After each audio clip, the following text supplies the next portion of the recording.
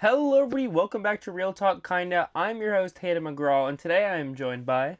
Your other host, Griffin Murray. Today we're going to be covering the movie Gremlins, and probably Gremlins 2, Gremlins Secrets of the Mogwai, and Gremlins The Wild Batch. And hopefully soon we'll come back for Gremlins 3. So I guess I kind of want to take this one a different direction because I feel like the first couple episodes we have a pretty similar structure where it's like our history with the thing, why we like it, and like breaking it down. I feel like I would like to kind of get away from that to where it doesn't feel so formulated. I hadn't heard of Gremlins until we became friends, and even then I feel like it was a couple years until you were like, okay, you gotta watch Gremlins. But so do you keep a log or anything of all the Gremlins references? Yeah. And other things? Yeah.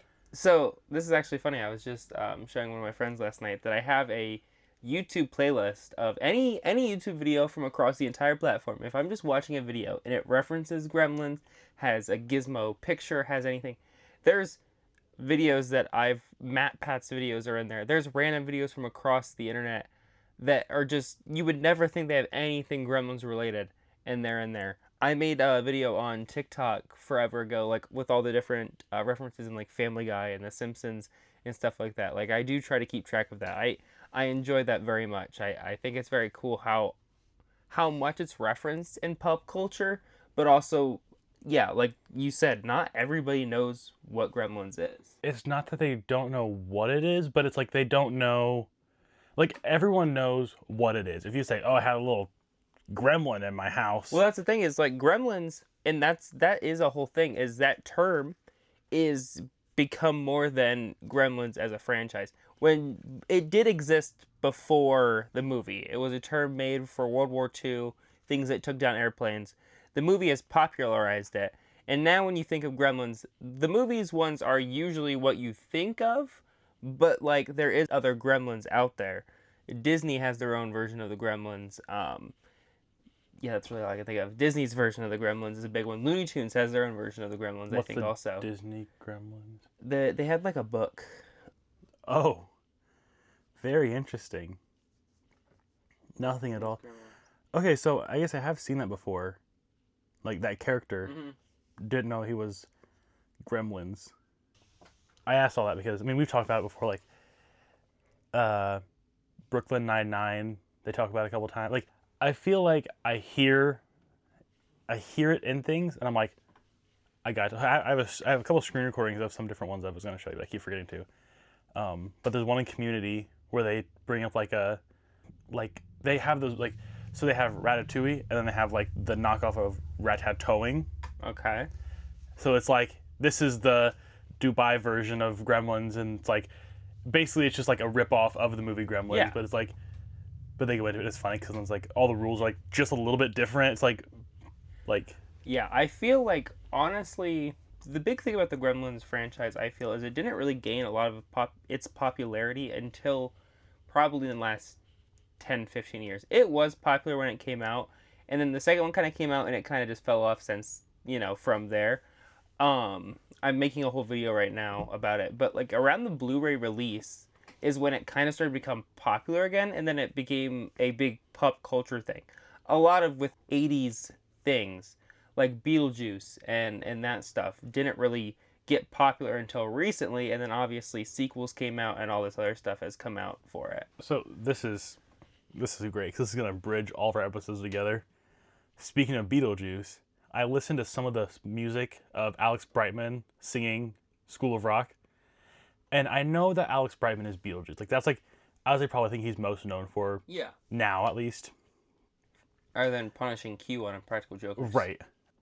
But it's you're listening to it, and it's this is just Beetlejuice, but with a classroom full of kids. It's funny because he can't that is just his voice. Beetlejuice is just his voice? Yeah. I did hear an interview where he said that singing in School of Rock hurt his vocal cords more than singing Beetlejuice. Really? Is it just more straining? Is it more high notes? Is it more... No, just I don't know. I think he said that he's got some, not a mutation, but he's got something where his vocal cords rattled together. I don't know how all that works. Oh, I actually think, I feel like I remember seeing that interview where he talked about that, because he has to do the Beetlejuice voice in a way where it doesn't damage his vocal cords, but he still can It's like do it. for most people, like it would destroy their voice. Yeah. But like his, I don't know. Anyway, back to Gremlins. But then I started watching Modern Family again, and there's an episode where he's trying to show the daughters how to restart the pilot light, and he's like, sometimes these things go out, and she's like, what caused them to go out? And he goes, I don't know, let's just say a gremlin does it. And I was like, ugh! See, and that's the kind of thing of, and I will say this, where that is not directly referencing the 1984 movie Gremlins, because it could be a thing. But nowadays, when somebody mentions Gremlins, that's what they think of. If I tell people I collect Gremlins, they never ever go, oh, the Disney Gremlins? Or, the airplane? Oh, the airplane oh, the cars? Okay, actually, that's a lie. I was at a flea market one time, and the guy was like, so what do you collect? And I was like, oh, Gremlins. And he's like, oh, here's this car. I was like, not that. Not the AMC Gremlin. But that's what you think of now when you think of Gremlins. And I think that popularity has only grown. And obviously, like, my merchandise, a lot of stuff I have is newer stuff. Like, I've bought stuff throughout the years. That merchandise, this amount of stuff that's come out did not exist when I was even 10 years ago. Right. Like, it just started with the NECA figures, really. And then I think every other company started being like, okay, Gremlins is a franchise we can make money off of. Because Ghostbusters, I feel like, was on shelves a lot when I was younger. I felt like they've always made Ghostbusters stuff with, like, the cartoon and all that stuff. Jurassic Park's always been on shelves. Forever. But, like, now it just feels like Gremlins has finally started to break into that mainstream where even kids are getting into it. The amount of TikTok edits I see, the amount of things I see of just children playing with the Gremlins toys is insane. Because it's not a franchise you think would hit with kids, but it's not horror like Nightmare on Elm Street, Chucky. Yeah, like it's not. It's a very easy way to introduce kids to horror. They feel like I felt like I was watching something scary without actually being scared. And I think that is the huge plus to this franchise that no other franchise really can say that they have.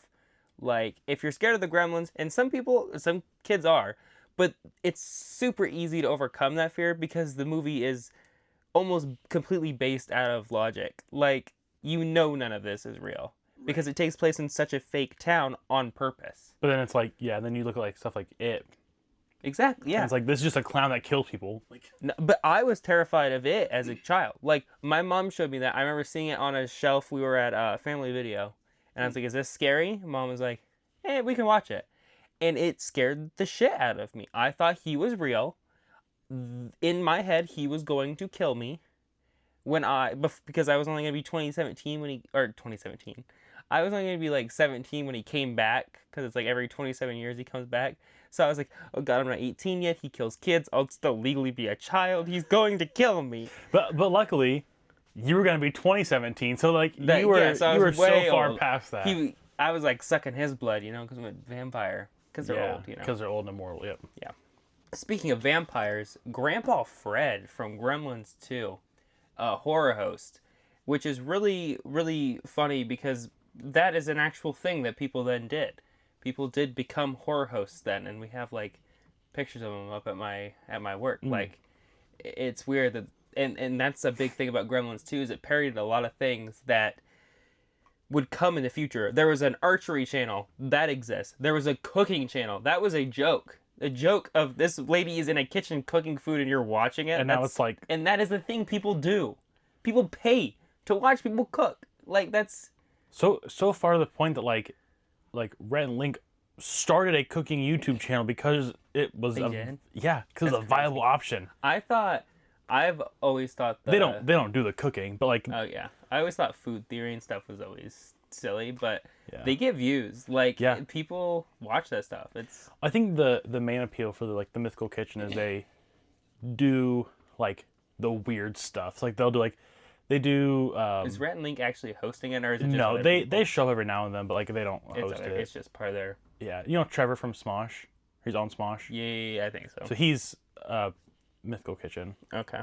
But like they do like pricey fast food. So like go to, I don't know, Whole Foods, all those high end places, and they'll get like they'll do like a Big Mac, and they'll get like the highest dollar of beef and the highest dollar pickles and the highest dollar bread and the highest dollar ketchup and like make this fancy fast food, and they'll do so they do like the extreme obscure over the top stuff. That is really cool. That's stuff I wouldn't assume people would watch, but like I guess when I was young, like Epic Mealtime was a big thing. Oh, yeah. And I remember I'd watch a couple of videos, and I mean, I'm not a big food guy. That has been always my thing.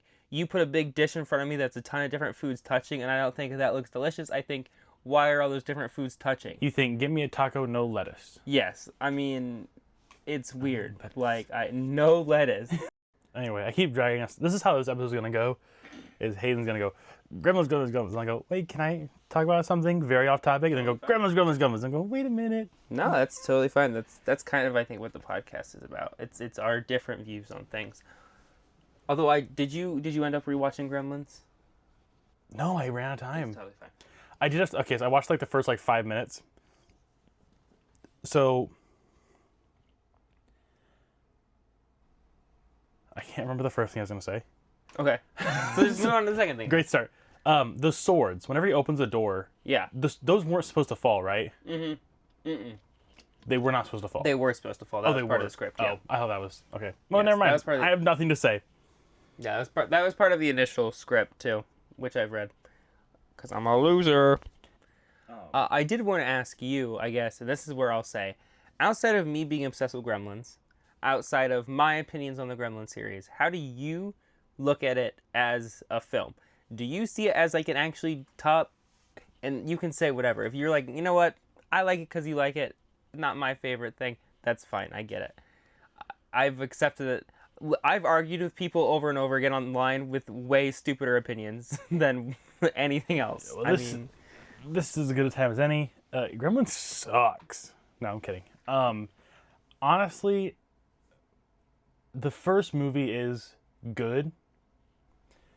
The second movie is good, but like, I don't know that I've actually sat down and watched it more than like maybe twice. Okay.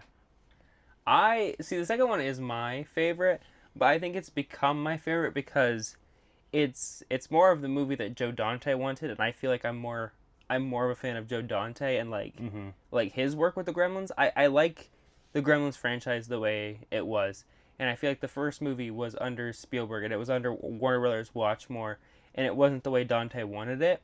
And so when he had full creative control, you could see what he wanted to do with the Gremlins. Right. In Gremlins 2, and I feel like that's much cooler than, seeing what the studio kind of wanted with Gremlins 1. Not that the Gremlins 1 is bad. When I say I like Gremlins 2 more, I mean Gremlins 1 is directly under it.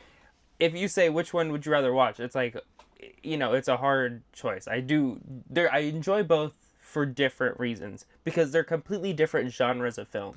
Right. They're hard films to watch back to back because you watch Gremlins and you do have the horror and the suspense. And then you jump into Gremlins 2 and then it's all dropped. It's all dropped to constantly throw gags in your face. Right. And honestly, when you're constantly throwing gags in my face, every gag has facts, has something that I enjoy about it. It's hard not to enjoy that when there's a point in the movie, where after that, there is about a fact for about every single scene that happens from that point onward that I could tell you a fact about it. Yeah. Like, it's insane. And when you're gagging all those times, I love gagging. You vomit. Something I was going to say during the Back to the Future episode that I forgot to say that I was just going to say for this. So the theater in Gremlins, they blow it up. Correct. In Back to the Future, they drive the DeLorean into it. What do they have against that poor theater at the end of the street? I'm not sure. Is that the joke? Like a bunch of the earlier movies that used it, they blew up the theater. Like, maybe they were so pissed. They're like, why would you build a theater at the end of the street? Because that was something. How are we gonna drive a fast car down the street now? Whenever, I don't remember when it was, but you said something about, they blow up the theater in Gremlins, and you're like, oh, they don't use it. I'm like, no, they use it because they wrecked the DeLorean into it. Yeah. And you're like, oh shit, yes, they rebuilt it. So they had to have rebuilt it on a different lot, which it was probably done on the Warner Brothers. They had their own like ranch. They tore that down a few years ago. That's where like Billy's house and stuff. That's all torn down now. But that might have been where they blew it up at. Yeah. But I think it's funny that I guess in our two favorite movies, well, not only the fact they use the same set for us. I mean, Back to the Future, it's more than Gremlins. But I feel like Gremlins still uses it quite a bit. Yeah, Gremlins, it's really just the start that you see it. And then the end. Yeah. Because you're not in that town It's layout a whole a yeah, lot because of... it's at the start and it's, basically at the start and the end you just see that street. Dory's Tavern. Which I guess is kind of how Back to the Future is. But anyway, it's still funny that our favorite movies take place on the same lot and destroyed the same movie theater. Well, like, it just makes me laugh. It is really cool, like, how closely connected some of these films are. You know, like, I always think back to Gremlins, and now you think of, like, E.T. being Spielberg's really, really big project. Like, that's what, you know, I guess Jaws put him on the map, but E.T. then was, like, his massive thing. Mm-hmm. And then 2 years after that, he did Gremlins. And I always kind of forget that because it's like, Gremlins really was his next big project. Zach Galligan talks about it. I don't remember if he even said it with us when we went and met him, but he said it was top secret. Like, when he got cast, it was, you are cast in the next Spielberg movie. You don't tell anybody what's going on. He couldn't read the script until he agreed to it. He said in an interview that one of the big things was nobody else could read that script. Like, he signed an NDA like nobody else. And so he called his mom and was saying, like, hey, just so you know, like, this is something I'm going to do in the movie. And she's like, oh, I know, I read the script. And he was like, Mom, you can't do that. Like, he was like, my mom had read the Gremlin script before I had. I had just heard some things I was going to do. But she had they sent the script to his house, and then she had read it before he got home or whatever. So I was like, I just think that's so funny how this was like a big top secret thing. Even Gremlins 2 had like Monolith. It was filmed under the title Monolith so that people didn't know that they were filming a Gremlins 2. Like, they wouldn't take pictures and do leaks and all that stuff, which is so weird because you wouldn't think that's a movie people would want to leak or care about. Considering how we had 2 seasons of a cartoon and we got almost no news for 2 years. No, more than that. 5 years, basically. Oh, back to my thoughts on Gremlins is that it definitely holds up with all of those other movies from that time. Like Back to the Future, E.T. I know that they're not all like, but when I think about Gremlins, I think about, you know, Jurassic Park, E.T., Jaws, I said Back to the Future, but like all those movies that are like, you think of these movies when you think of the other ones. It holds up with all of them. None of them are bad movies. There's like the 80s, I feel, was the time that movies just were able, you were limited, so you still had to think of ideas. You couldn't just do anything, but you could do a lot. And I mean, a lot of the same people are behind these movies. Rick Baker did a ton of stuff at the time. Chris Walas, I mean, he was doing a lot of this stuff at the time. He didn't come back for Gremlins 2. So many of the same people were working on the same projects. There was a guy I looked up, he went directly from Ghostbusters 2 to Gremlins 2. And he worked on both projects. Then, like, going from there to, like, Terminator. Like, it's just crazy how many of these big movies people were working on back then. Like, hit after hit. Because movies were just, it was like the golden age of Hollywood. And it was just pump out all these movies. And then I feel like around the 90s and 2000s, that kind of died down. And then, of course, I had to be born then. So I feel like we're on the... I do feel like we're kind of getting back into, like, that. But I only feel that way because they're remaking and doing sequels to movies that I really enjoy. Yeah. You know, Beetlejuice was great. I really like that direction. It was good. We'll talk about this probably a bunch, but like they did. What are some of the movies that they revamped from that era? Ghostbusters. Other than Ghostbusters, like didn't they like launch one that was like really bad? I don't remember. Pet Sematary was pretty bad remake. But that I'd never watched the original or the new one. So, but that one was bad. I feel like there was some time where they were trying to bring these movies back. There was. And they just kept doing bad at it. Well, there was. So, like, when I was young, and I can't think of Nightmare on Elm Street, Halloween, actually. Now that I'm thinking of that. Halloween, they just did a bunch of Halloween movies. Mm-hmm. But they did a remake, like in 2010 or so, and people hated that one. Rob Zombie did 2 movies, and people hated those. Friday the 13th remake, people hated. Like, there was a time, and that's when Gremlins was really highly rumored to get remade, and people were like really pushing for it not to, because remakes sucked. Because all they did was tell the same exact story again with different actors, and people don't want to see that. So now they've learned that if they want to do a reboot to a franchise, they just need the actors to come back. Literally, Bill Murray was in Afterlife and Frozen Empire for what? 10 minutes total? Barely. Like, And that's what... I mean, and that's all you had to do. And that's what I was kind of building towards. Like,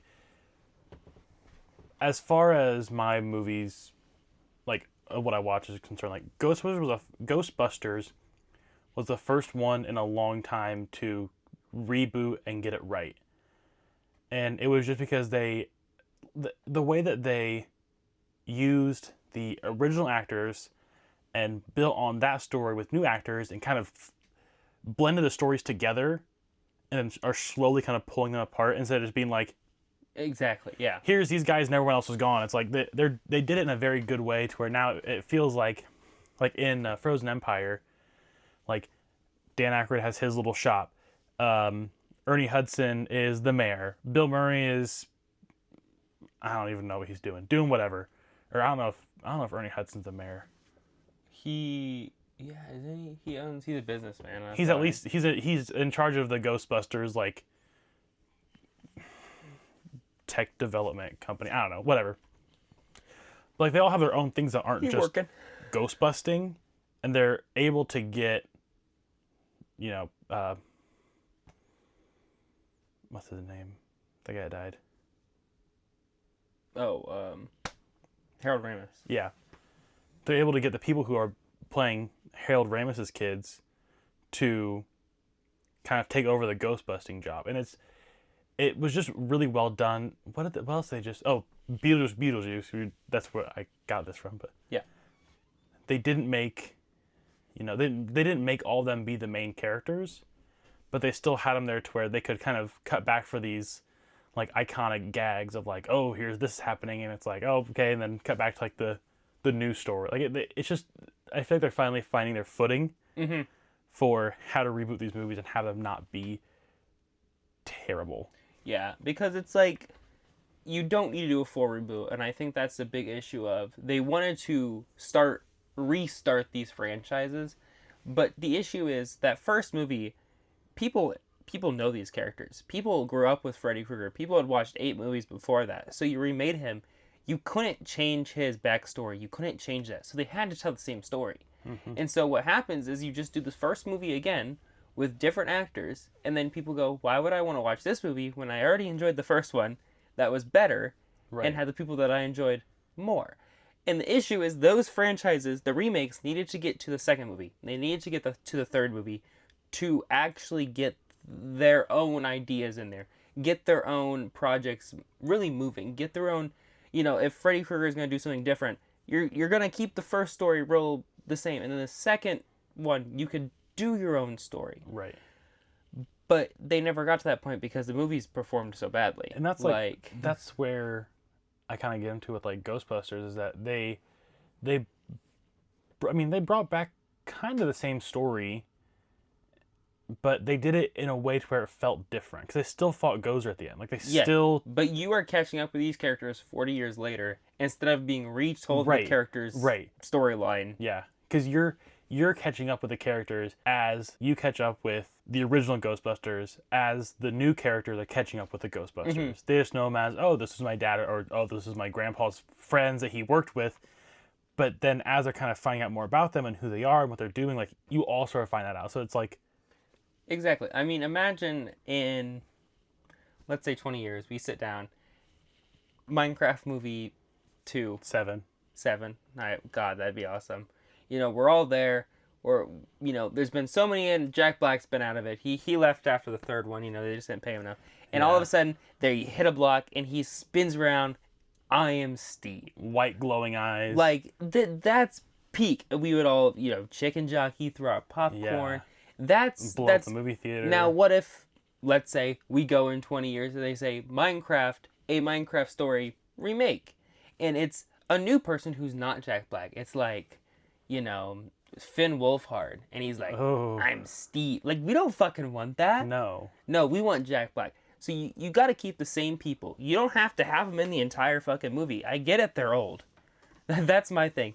Zach Galligan, if he comes back to Gremlins, I doubt they're going to be having him still run around and blow up theaters and do all the same shit he was doing. Right. But still, just having him there is enough. Don't have somebody else play the character that I grew up with, that I knew. Right. Just especially if they're still alive. I understand if somebody passes, replacing them with somebody else to keep that character alive. But even Ghostbusters did that with Harold Ramis. They did the, like, I almost said forced ghost, but yeah, he's not forced ghost. He's a forced ghost. But like they had his likeness back. Yeah. For just a few seconds, and it was enough to be like. And it was the most impactful thing. Yeah. I feel like they could have done. It was just they did it so good. We will be getting into Ghostbusters eventually. But I guess I think we're both going with this, with the idea of Gremlins 3 being considered again, and I'm guessing it's gonna happen. I can't imagine they back out at this point. I think right now, and I've been saying this, I said this before any announcements took place, I think right now is the best time for Gremlins. I think where the culture is at, where we are technology-wise, I feel like with the ages of Joe Dante, Spielberg, all of Zach Galligan and all them, like, I feel like we're at a time where if it's going to happen, it needs to happen now, and it is a perfect time to happen. The plot of Gremlins has so much in the real world.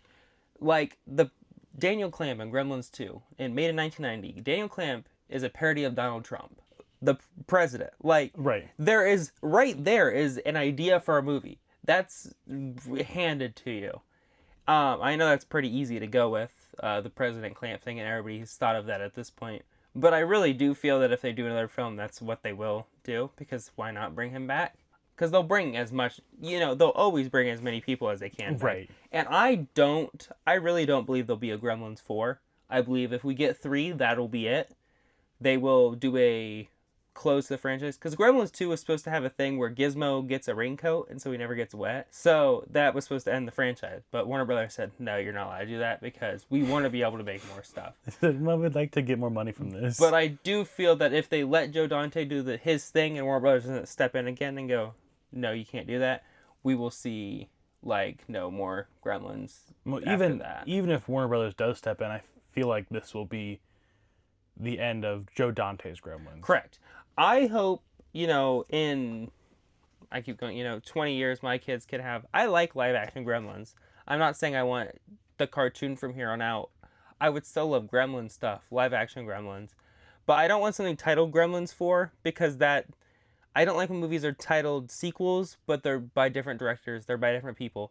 I feel like it very much hurts the franchise, and I feel Gremlins franchise is pretty good the way it is. And I don't know. I worry that they could fuck up a third movie, but I don't see how. Like, I feel like the cartoon got pretty outlandish, and I still love that. So, I think kind of to play off that fact of switching directors and how bad that can be, like, look at the new Star Wars trilogy. Force Awakens, J.J. Abrams, great re-entry into Star Wars. One of the highest grossing movies of all time. The second one, terrible. Last Jedi? Yeah. And then the last one, because they switched directors for the second one of the new 3. And then for the last one, they brought back J.J. Abrams again, and he had to basically shut down everything that happened in the last movie. They did was that episode 7? Yes. At the start of episode 8, the new director basically shut down everything that they did in episode 7, and then made his own story. Because he started setting up his own stuff. He didn't want to do what J.J. Abrams was setting up. He wanted to do his own thing. And then episode 9 comes out, and J.J. Abrams has to shut down everything that the guy started in episode 8, and then restart everything from episode 7, and then tell his whole story in 1.5 hours or 2 hours. Exactly. And that's what, like, it had such a bad I think it had a relatively bad reception. Yeah. But I didn't think of it as this is the culmination of, like, these, like, you watch the trilogies, and this is a story, this is a story. Mm-hmm. But, like, this is not a story. Yeah. Like, I would have loved to see Disney give him a chance to go back and remake that second film and adjust the third, like, to really go back. But again, then Carrie Fisher died, and it's like, they couldn't do it. Like, I feel like one of the big things is, like, George Lucas didn't even direct all the original Star Wars, but he was there. I mean, it was his story. He was directing the story along. And that's really what you need, is you need somebody who manages your whole franchise, who knows what they want to do with it, because the fans attach to that, the director's idea of films. I mean, I don't think James, I've never really seen the Avatar. I know they are popular and people really enjoy them, but I don't think anybody else other than James Cameron could really do those movies and then be as successful. Right. Because that's like the part of it. Like, James Cameron doing Avatar is like a reason people go out and see it. Like, the directors are a big reason to why these movies are successful. And I think a sign of a good director is wanting to end a franchise. Correct. It might have been the co-writer of Back to the Future or something, but somebody asked him if there would ever be another Back to the Future, and he was like, no, there will never be anything. So it was Zemeckis, and he said that the only thing that he would entertain is a movie adaptation to the musical. Yeah, I mean, and that's still... But there's no different spin on the original movie. But there's no consideration in his mind to bring a fourth movie into the franchise. Yeah.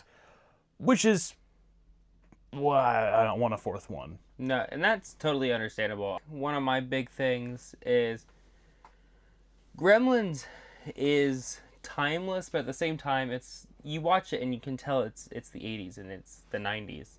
I do feel that we should have a movie for this generation. And I do feel like the 80s kids kind of had theirs, and the 90s kids really did have their Gremlins. We really never got ours. Yeah, the closest we've got my generation missed out. Younger kids genuinely do have Secrets of the Mongolian and the Wild Batch. Kids do watch it. I watch YouTube videos where kids are like reviewing it and talking about it, and they love it. And that's what it's like. Okay, it's cool that kids are really enjoying it. I watched it. It's not like I'm gonna write a documentary about it. It's a pretty simple cartoon, you know. Right. There's some adult things in there. It's not super kiddish. Like, people die and shit, but like at the end of the day, everybody like is happy, and you know, everybody goes out and skips off. Like, it's not as, you know, nobody flies out a window and dies and shit. I would say it's probably my favorite things about the movie is like all the Gremlins go to kill Miss Deagle, and then the Gremlins like rag theme song just starts blaring, and it's like they're just tormenting this woman. It's like meep, meep, meep, meep, and it's like this like kind of happy kind of jumpy song, and they're just, like, you're literally just watching this woman die. Like, they set her up to be such an evil character that her death is seen more as a comedy thing than anything bad. I also love her theme whenever she walks into the bank. Like that?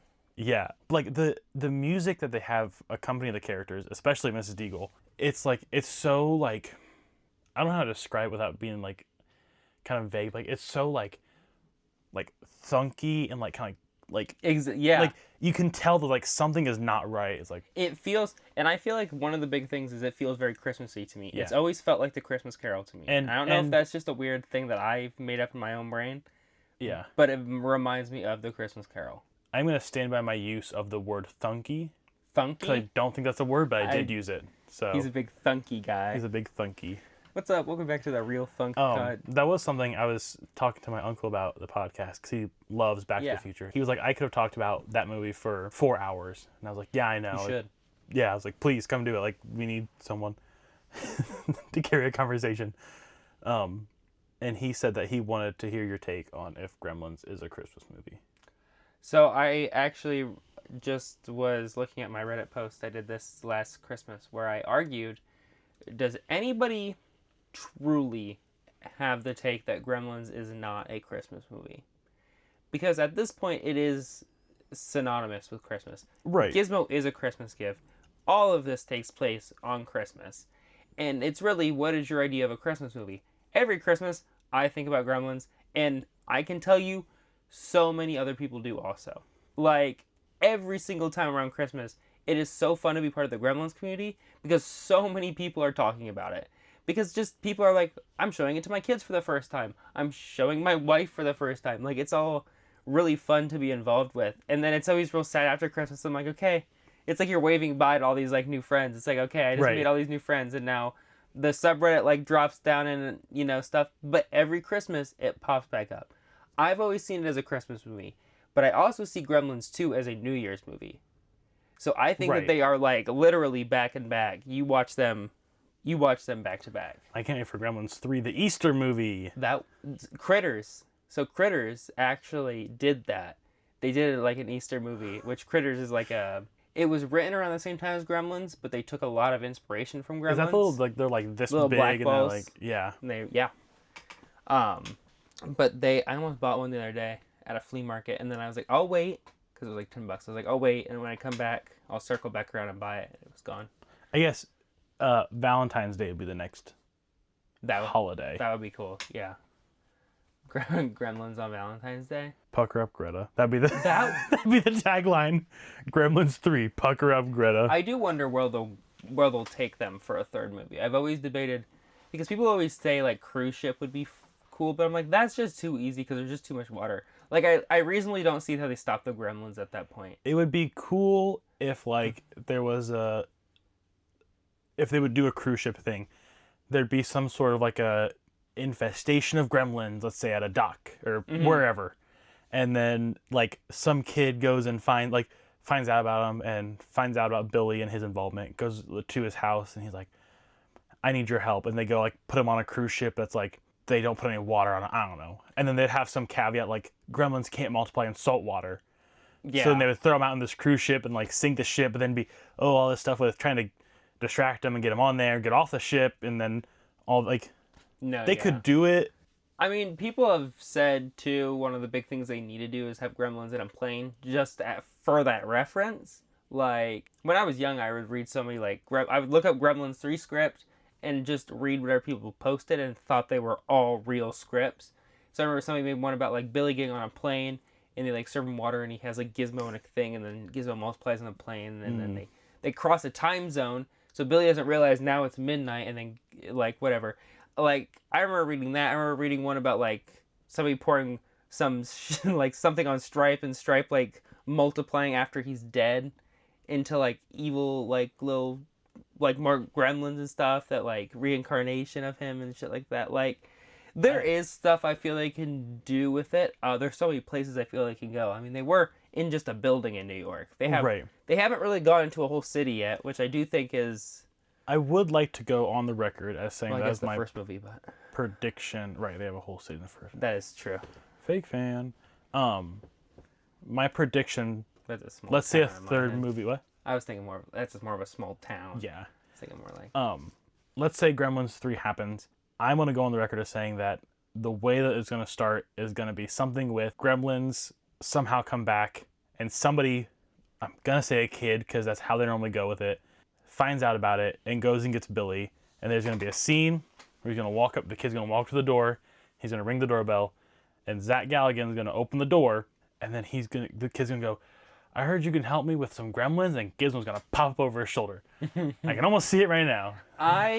My idea for a third movie kind of goes off the stem of the Mountain Dew commercial too, where he has a daughter and they have another like nice Mogwai. Because in the show they say that after 100 years a Mogwai can become nice like Gizmo. That's why Gizmo's nice. They're forced to be vicious like as a curse for the first 100 years of their lives. But I was like, I always thought maybe they have a whole Valley of Jade in the cartoon. They could somehow work in another nice Mogwai. Where at this point you could have a thing where Gizmo learns, not to get wet. They have him almost get wet and he avoids it. But then his kid or this other Mogwai gets wet. And then Billy's kid's like, oh, we gotta hide this. Like, I can't let Dad know. And then that's how it starts again. Yeah. Like, I feel like that would be a way to do it. Because I honestly think if Gizmo's been alive now for 40 years, been with Billy, at some point, I know it's morbid. Some guy said it at work one time, and I had the real talk with him about it. There's some point where you kill the Mogwais. Like, what's going to happen. The gremlins are harder to kill. They're more vicious. Right. There's a point where this offspring come out, and you just got to kill the Mogwai. Like, you can't risk it anymore. There's a point where Gizmo dies. Or are they immortal? He's immortal. Oh, okay. Gizmo, of course, no, they say in the show Gizmo. They say it in the cartoon. So if you eat a Mogwai, you actually become immortal. Also, that's part of the. Is that what the cartoon's lore? I only watched like 4 episodes. Of the cartoon. That was like the goal of the first. I will say the second season gets a little bit more. If you, I had another 2 seasons. Yeah, it's just came out actually. The second season has more. I mean, it still has like mythical creatures and stuff in it. But it's not as, like, magic like magic shooting out of the guy's hands and shit like that. But it still does have magic in it. Although they do end the second season with this indestructible city. So like no matter what happens to it, it just rebuilds itself. And they put all the gremlins there and they go, now they can run around and do whatever they want. And people keep being like, so is that going to be where Gremlins 3 is? And I'm like, no. Because I think the cartoon, I mean, obviously, when you have to do something for multiple hours, you got to add more than just Gremlins breaking shit. Right. That is basically the plot of both films. Like, after they multiply and eat after midnight, it's just them breaking shit for 30 minutes and they die. Right. That is the movies. So you have to do something else for the show, and I understand that. But I don't know. I like the idea of season 1, how they sent all the other Mogwais back to a valley, closed it off, and said we can never go back. So it kind of voids it out of this timeline. Now we have an indestructible magical city in, like, the United States of America with gremlins in it. And I don't know how I feel about that. I don't know how that plays into it. I don't know. If they have a season 3 confirmed, that's fine. But if we never make another season, I'm just going to be like, that's kind of a weird point in the timeline to end it. So my question, you said about gremlins are inherently bad. In the first movie, I would say that, and I might be wrong in saying this, the only one that is overly over the top bad is Stripe. Yeah. Like, aren't the other ones just kind of there? Yeah, they are just kind of there. So is there always a leader, or was it just like there's always, like, every however many there's one, like, Stripe style? There's not really a lore-wise why there's kind of a leader, but people say, like, obviously they did Stripe in the first movie because they wanted to, originally Gizmo was going to become Stripe, and that's why Stripe exists. It was to differentiate the one that was supposed to be Gizmo from the rest of the Gremlins. But then when they later separated them, they just let Stripe be his own character and just explained it that he's the leader. Then they kept doing that in the sequel, Mohawk, and then kind of Brain became the leader. And then even the cartoons also had their own forms of leader, like Claw and Algernon in the second season. God, I love Algernon. My boy Algernon Noggin. Yeah. That is something that that could be an interesting way to move the series to end, is that something happens where, I don't know how they'd play it off, but somehow Gizmo turns into a gremlin. Yeah. And then they kind of, like, they go through this thing of Billy trying to figure out how to treat him and if there's a cure, and going back to the shop is it in Chinatown? Yeah. So they go back to Chinatown, they find the shop, and I know was it Destroying Gremlins 2? But then, like, oh, it's there again. It's like kind of that mystical. It's 40 years later, I'd assume. Right. Yeah. And it's like, oh, the son went back, like the guy's, was it his son or his grandson? The little boy. The boy in the first movie is his grandkid. So his grandkid goes back and opens up this shop, and he's like, is there a way to cure these? And he's like, well, we gotta go, I don't know, whatever. And that is a thing. And then, in the cartoon, they do cure gremlins. But then in the movie, then he wouldn't be able to, and then he'd have to kind of say goodbye to Gizmo, and I'd sob. Like have this emotional thing of where Billy has to kind of come to terms with the fact that this is the end for him and Gizmo. Yeah. Like, I do feel like that is a reasonable ending. And in a world where, realistically, they've only shown us in the movie canon that Gizmo is like a one-of-a-kind thing. There isn't mythical creatures running around like everywhere, like Pokemon. Like, he's like the one thing. Like, you still have squirrels and cats and shit. Like, I do think realistically, like, him dying would make sense, but I don't know if I could take it. Yeah, it would be, I don't know, they would go, like, to be very, like, it would take the movie from a I feel like he horror wouldn't stance die. I feel like he wouldn't die, like, in a sense of, like, he slowly closes his eyes and dies. He'd probably, like, fade away or something, because he's like a mythical creature. They wouldn't make it that sad, I hope. Right. But I don't know. Yeah, there's so many different ways they can go, and I don't know. I don't think they'll kill Gizmo, because that. Or maybe they take it on a path of, Gizmo turns into a gremlin, but then he's still good. Yeah. Like, he just kind of because that could be a funny thing. It'd be he goes into his cocoon. And then they're kind of freaking out, like, oh my gosh, like, what are we gonna do? And then he comes out and he's just like. And I realistically could see that being the kind of the combination of things. They try to do everything. They can't stop the gremlins. So then Gizmo turns into a gremlin himself to do whatever, to save the day. I could see that being the realistic thing, and then maybe Billy has to come to accept that, oh, Gizmo, you're kind of ugly and weird now, and I don't want you in my house. Or, something like that. I don't know. Or if they have to take him to that indestructible Gremlin city, and that's kind of the thing is that they set him free there, and then credits roll. Like, I would stop. I already feel like being in a theater for Gremlins 3 I don't think I could not cry a little bit. Like, I mean, and it's like, because I really haven't got to see, I mean, I did get to go see Gremlins, I guess, in the theater twice the re-release thing. But I never got to see Gremlins 2. I really want to. But it's just, those aren't new. I've seen those a million times before. Right. Like, I've never been able to see something new on just a big screen like that. Like, there's been no live-action Gremlin stuff in my lifetime. The Mountain Dew commercial was pretty cool. Like, that is probably about the closest I got. And I remember that coming out, and that was like, I watched that it's 30 seconds long, and I was like, obsessed. Because it brought back Zack, and it brought back Gizmo. The coolest thing I thought about that, too, is they actually used Grogu, the Grogu animatronic, and just laid Gizmo over it for that commercial. Oh. And then they also put, like, gray hair in Gizmo's fur so that he looked older than he did in Gremlins 2. Like, he has, like, gray hairs. It's actually pretty funny. There's a ton of Easter eggs and stuff in the background also. It's super, super nice for what they did. You said the Snickers one. I don't remember that. The Snickers commercial they did with the Gremlins. I thought you texted me about that the one day. I'm sure I did. I'll have to look back up, but yeah, they did one with the Snickers. They did an old like TV ad. People always used to be like fake Gremlins 3 trailer. Sal and Q actually watched it on their podcast. I thought it was so funny. So I was like, oh, let me show you, pull this up. But Gremlins has become so much more popular recently. I do truly see us getting a Gremlins 3 of some sort within the next few years. Technically, they already said that they're doing Goonies 2 with Chris Columbus, and they said they're doing Gremlins 3. So I don't know which one they're doing first, if they're doing both at the same time. I'm not sure, because he's just the writer. So once he's done writing, then he's done. You know what I mean? Yeah. So it's like, I don't know how long it's going to take them to really do both. I'm really scared they'll do Goonies 2 first, and Goonies 2 won't do as good as they want, and then they'll kill Gremlins. I'm scared of that. But, because I don't feel like Goonies will do as good as it would have.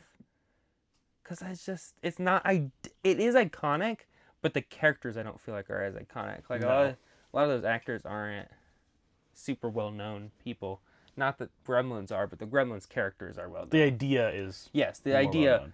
If you put Gizmo on screen, people already know Gizmo. They may not know Zach Galligan. But Goonies, you got to bring back Sloth, I think. That's really all... That's all I can think of. Yeah, and the Truffle Shuffle. The Truffle Shuffle would be crazy.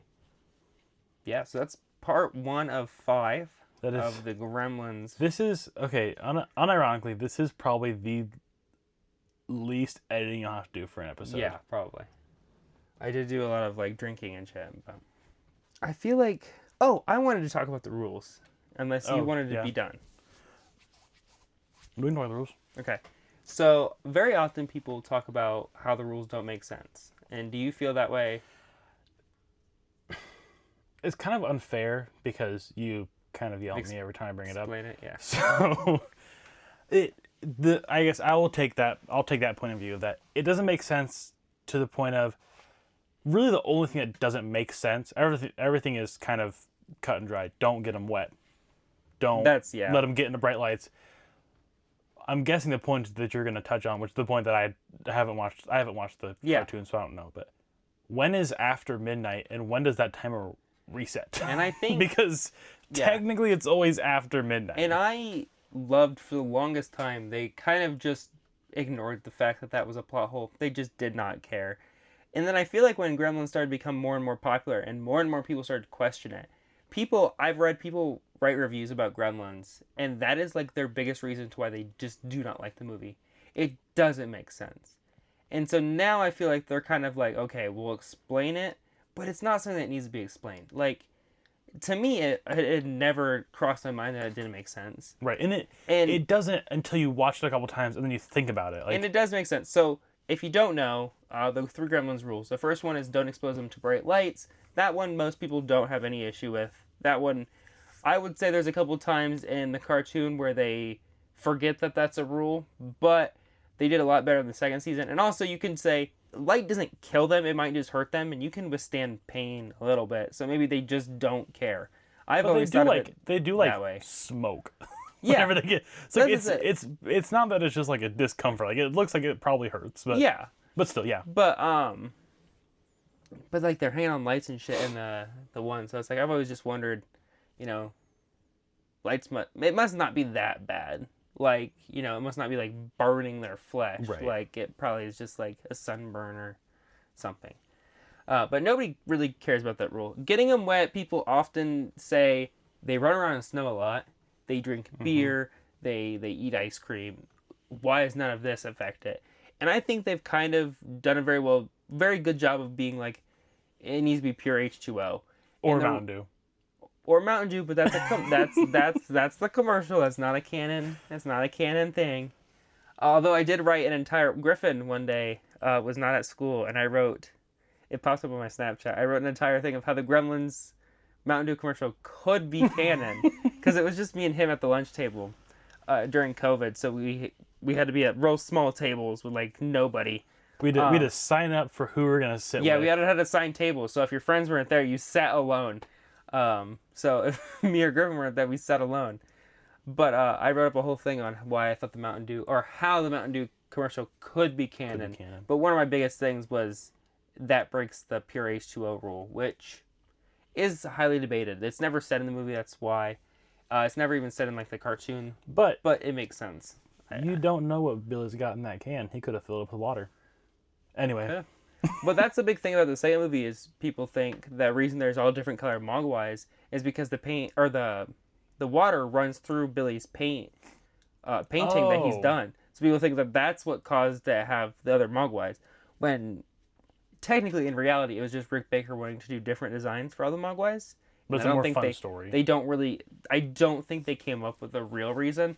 But if you want that to be the reason, that could be the reason. I mean, it's a more fun story. Cause... It is. I think it makes perfect sense to where it's like, okay, it doesn't ruin the continuity of the movie. And then the most hotly debated rule is the third one, which is never ever feed them after midnight. And people are often like, when is it after midnight? The cartoon has now explained the goddess Nua. If you guys have not watched the cartoon and you're like, what the fuck happens? I'm gonna take a break real quick. Gotta love my guy Gary. Gary the Mogwai. Fucking Gary. All white Gary. Love Gary the Mogwai. So those were Mogwais that were supposed to be in Gremlins too, but then they got scrapped. They just had concept art, and NECA needed to make some money. Except for George and Daffy. Well, yeah, those ones were. Penny wasn't, right? No. All these ones down here were. Yeah. So the Gremlins figures were not selling, but the Mogwais were selling. What about Doodah? Yeah, no, those are all like actual things that were. Yeah, gonna be. I mean, there is prototype. They sold a penny prototype on that prop store I showed you that you were sending me stuff on. They sold one not too long ago. What's kind of funny is that the pictures. So. I think they're the original concept art pictures. Again, we don't have. So on these figures, there's like on George and Daffy and Gizmo, there's pictures of their puppets. Yeah. And then on these ones, it's just like you can tell that it's like the. I couldn't tell from there if these were drawings or. Now I remember when I was young and those were all coming out, and I was like, why are we just making up shit? I do appreciate, and when I was young, I didn't want them, but I'm glad I got them now because they're expensive as hell. Because I think everybody kind of thought, everyone's like, what are we doing here, guys? Anyway, the third rule. The third rule, never feed them after midnight. In the show, the goddess Nua explains that it's actually just until the sun rises that you can't feed them, which totally makes sense. So is it from midnight till the sun rises? Yeah. Okay. But what I like about it, in the second movie, they completely make fun of it, and then they never answer why. That's the thing. They make fun of the rules, but then they don't explain them any further. They just keep running with it. They're just like, okay. And I'm really hoping... I get why in the cartoon they explain the rules, because that was a big part of the advertising. They're going to explain the rules, and then there's a brand new rule, which turned out to be, if you eat the Mogwai, you become immortal. Which I hope does not play a role in the movies, because that's crazy. What if Billy just eats Gizmo, and then we get Gremlins like 20, but there's no Gremlins. It's Gremlins just 17. Gremlins 19 this time. It's really, really personal. A new batch. This time it's the newest batch. This time it's the new batch. I do wonder what the tagline would be. Like, I hope it's just like, here we go again. that would be just good. just like, oh boy. That would be good, because it's like kind of like Gremlins 2, here they grow again. Yeah. And then you could just be like Gremlins 3, here we grow again. That'd be cool. What's funny was I didn't even say it in that context. I said it in like, oh boy, Gremlins 3, watch out everybody, here we go.